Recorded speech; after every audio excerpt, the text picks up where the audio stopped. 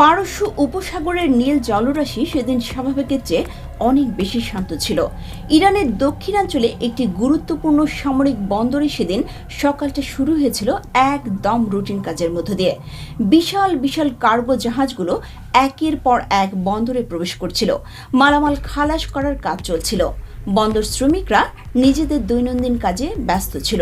কেউ জানতো না, কেউ বুঝতেও পারেনি যে আগামী কয়েক ঘন্টার মধ্যে এই শান্ত বন্দর পরিণত হতে চলেছে আন্তর্জাতিক উত্তেজনার এক ভয়াবহ কেন্দ্রবিন্দুতে। ঘড়িতে তখন ঠিক সকাল 11টা বাজে। রাডার কন্ট্রোল রুমে দায়িত্বরত অফিসাররা স্ক্রিনের দিকে তাকিয়ে আছেন। হঠাৎ করেই একটা অপরিচিত সিগন্যাল ভেসে ওঠে রাডারের পর্দায়।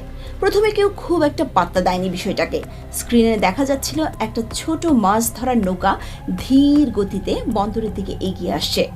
এই ধরনের দৃশ্য এই অঞ্চলে খুবই স্বাভাবিক। বিস্তারিত দেখুন প্রতিবেদনে।